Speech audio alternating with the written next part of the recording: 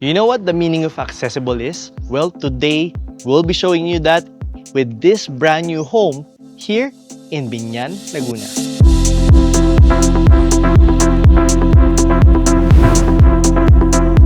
Welcome back to my channel. I'm Armand Cruz, your licensed real estate broker for premium homes in Nuvali and in the South. Now, before we proceed with our house tour, I would like to invite you to subscribe to my channel and hit the notification bell para ma-update kayo whenever we release new videos and new house tours.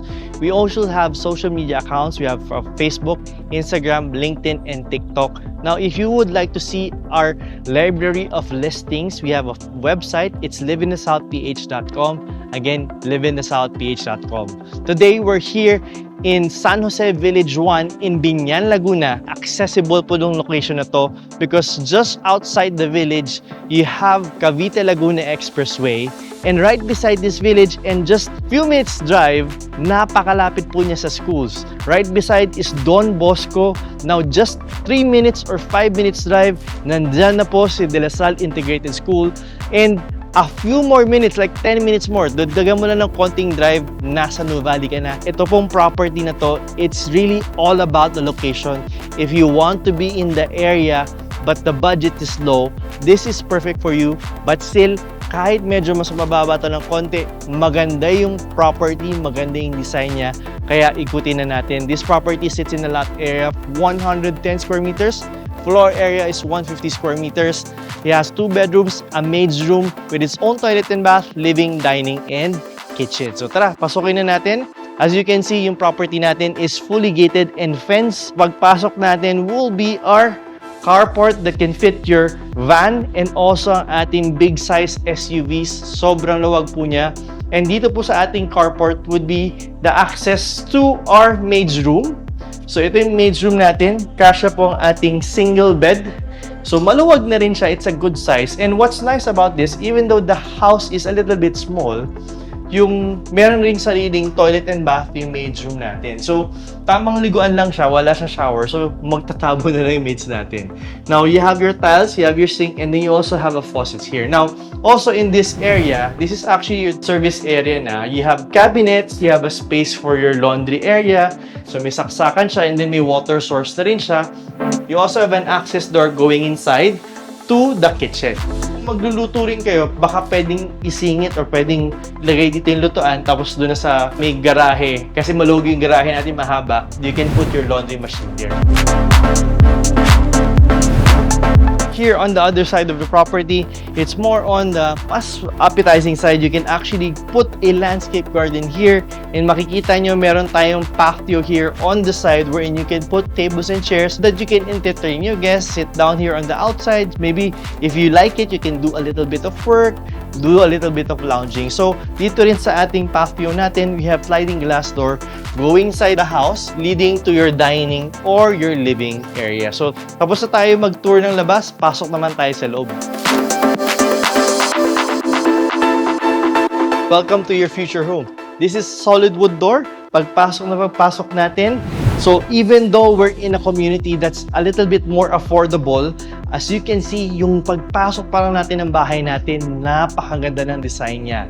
Napakaliwalas, ang ganda ng colors na pinili, and yung feel niya overall, it's very warm and you feel very happy whenever you go inside it.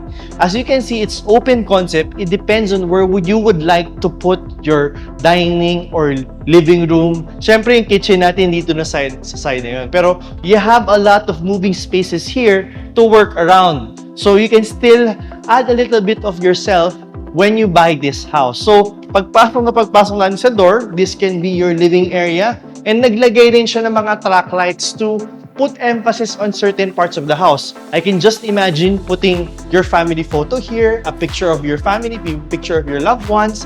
And then, on this area, it can be your dining area or hindi man dito, pwedeng dito naman. Kasi some people would prefer na yung breakfast nook or yung center island from your kusina is facing or right beside doon sa center island niya. So you can put your dining table here, you can easily fit your 6-seater, tapos may air conditioning ka pa. You can actually design the outside kasi ang laki ng glass doors natin. You will see the beautiful landscaping outside. So right across will be your kitchen. And I like how it's designed, yung color combination na ginamit, ang dami mong cabinets. You have a big island here so that you can use it properly for cooking. You have a space for your refrigerator. You have a refrigerator and you have a space for your oven. Talagang napaka-practical niya. Now, here, this door is leading to our toilet and shower. So, you have your toilet here, you have your sink here, and meron kang shower on this side. And hindi siya masikip, maluwag siya. We're done here in the ground floor. Let's go to the second floor.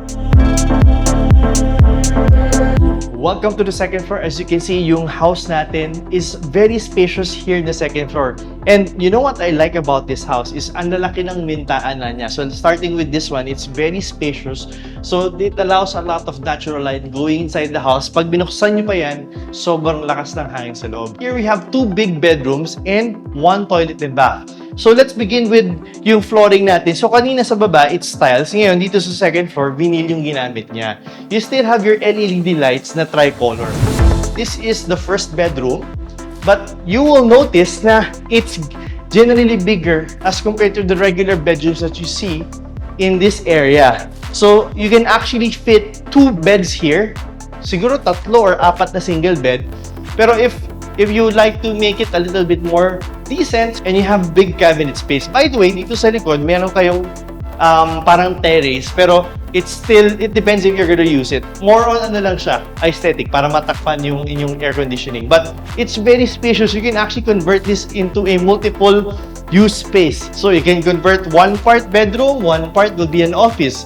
It can be a library and another bedroom. So, pwedeng-pwede siya. Now, this next room will be the toilet and bath of the second floor. This is actually a common toilet and bath, but what's nice about this is you have an access from this toilet going to the master's bedroom. So, yung toilet natin dito is spacious. So, maybe 2 people can move around here. Pwedeng-pwede. You have your sink, na may countertop, and you have your toilet. You have a shower with glass enclosure na maluwag. You already have your heater. Now, from here, you can access the master's bedroom, which is doon na tayo pupunta. Now, for the master's bedroom, a little bit more spacious as compared to the first bedroom. Again, it depends on you. If you would like to convert this room into 2 rooms, pwede.